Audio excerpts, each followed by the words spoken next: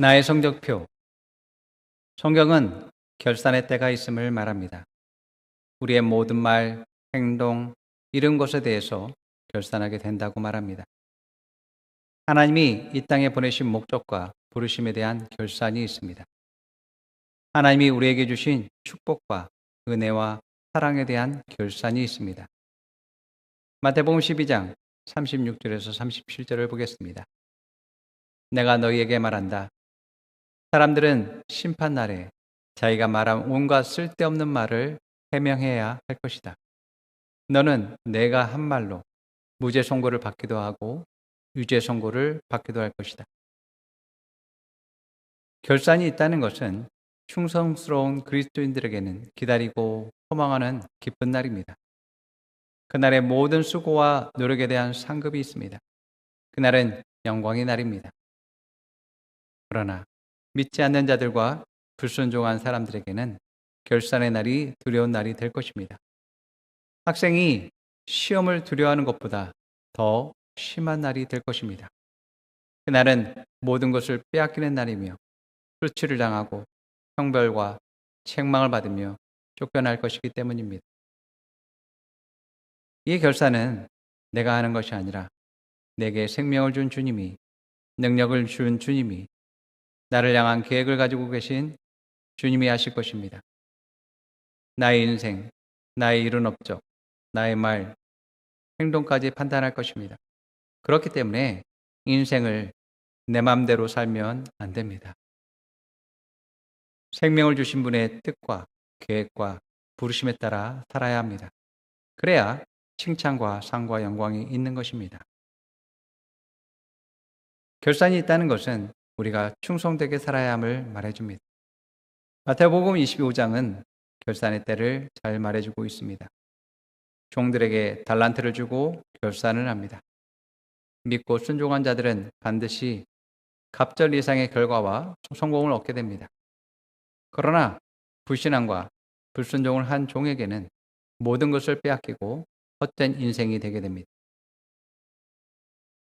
우리가 세상을 바라보는 관점은 하나님의 시각이 되어야 합니다.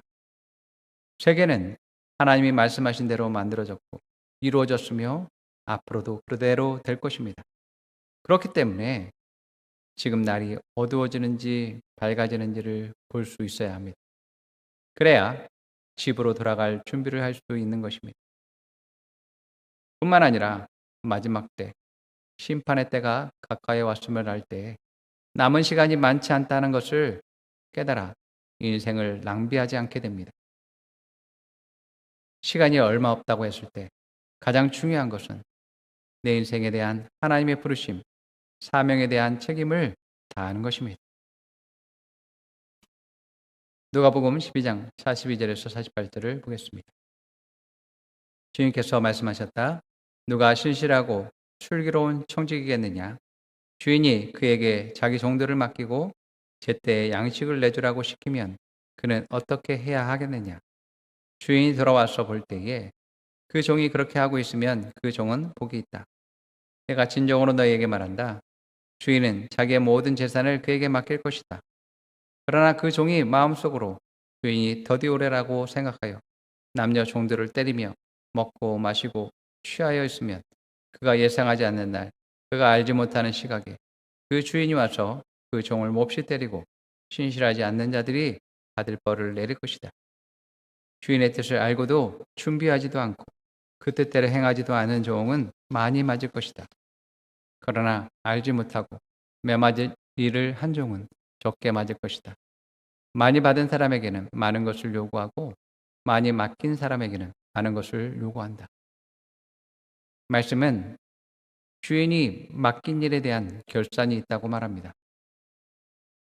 이 결산의 기준은 주인의 명령에 얼마나 충성되게 행했느냐로 판단됩니다.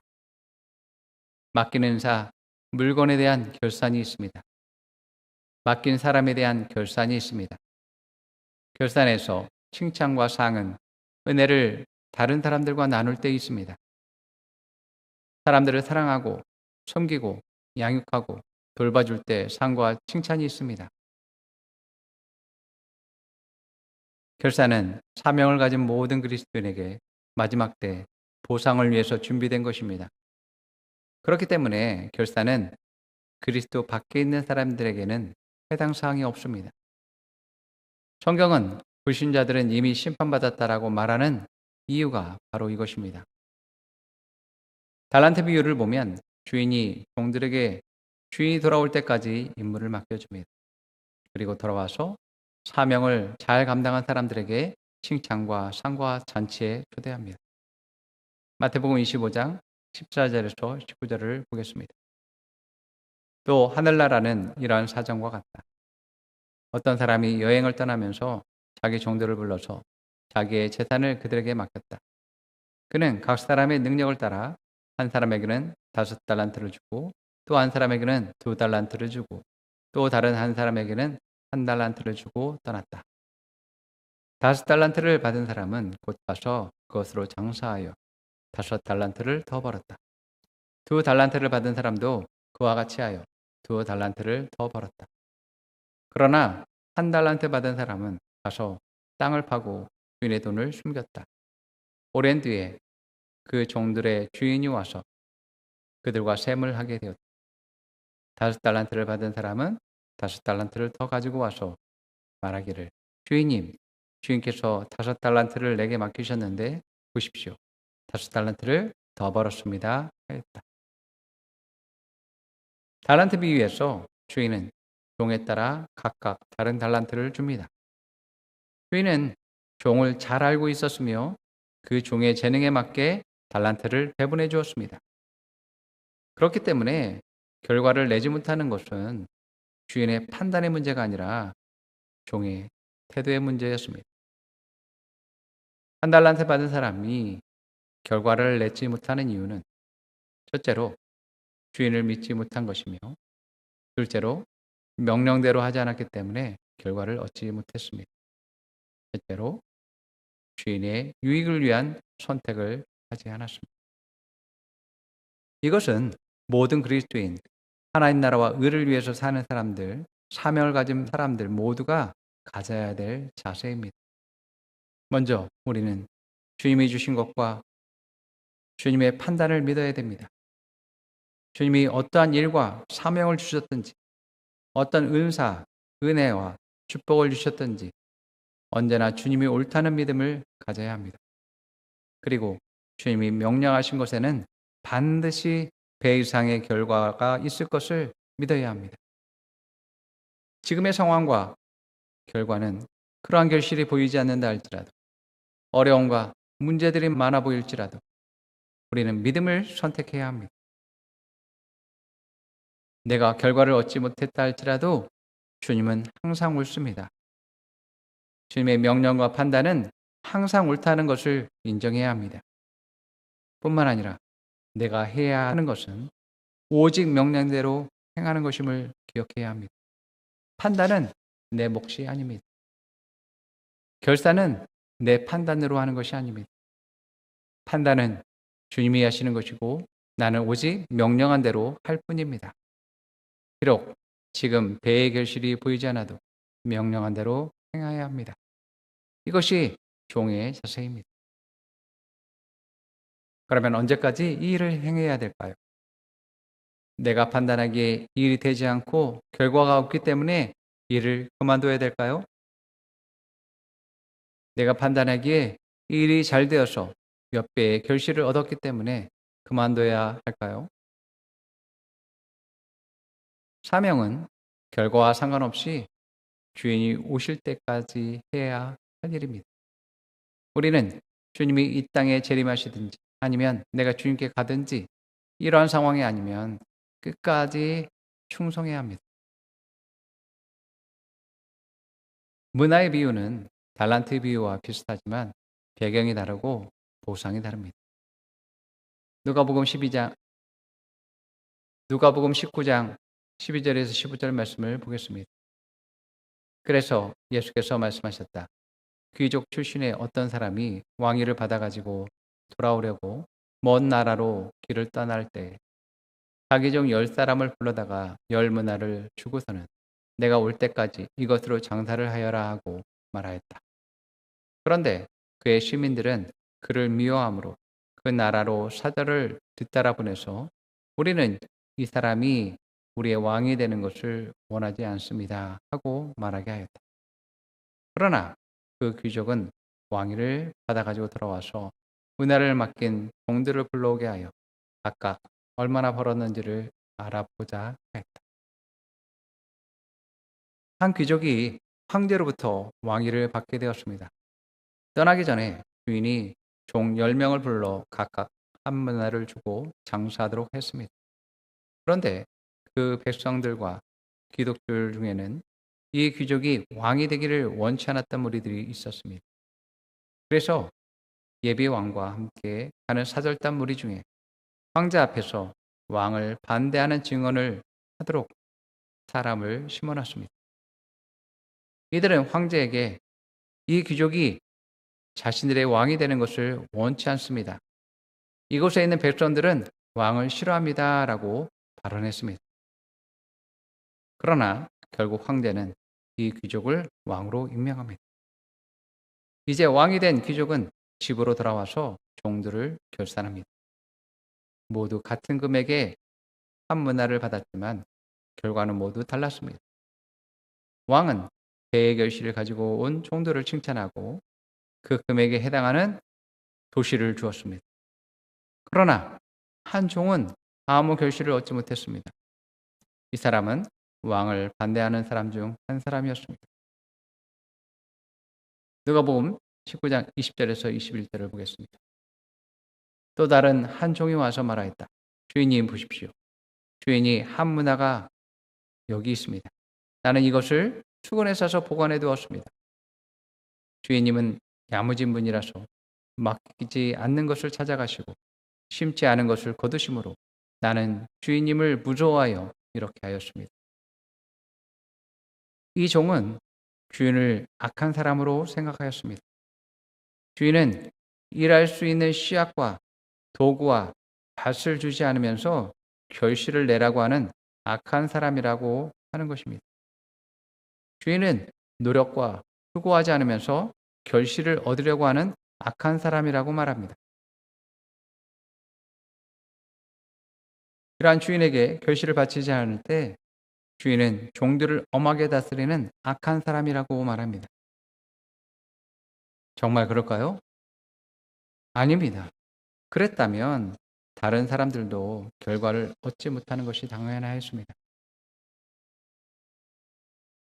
모두에게 한 문화를 주었지만 이 종만 일하지 않았습니다. 왜냐하면 이 종은 주인이 왕이 되는 것을 반대하는 사람이었기 때문입니다. 주인이 왕이 되는 것을 반대하고 자신의 주인이 되고 다스리는 것을 싫어했습니다. 그래서 주인의 명령대로 하지 않은 것입니다. 지금도 마찬가지입니다. 예수님이 나의 주인 되기를 싫어하고 간섭받는 것을 싫어하는 사람들이 많습니다.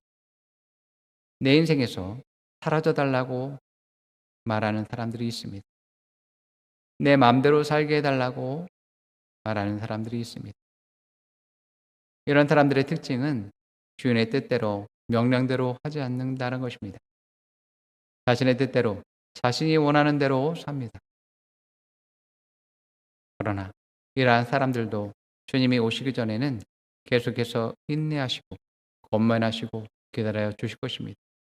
왜냐하면 지금은 결산과 심판의 때가 아니기 때문입니다.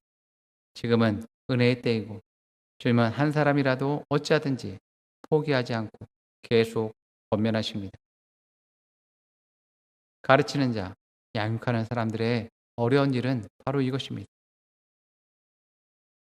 그러나 마지막 때가 있습니다. 결산의 때가 있습니다. 은혜의 시간이 끝나고 결산의 때가 다가오고 있습니다. 사랑과 권면과 인내의 시간이 끝나는 날이 있습니다.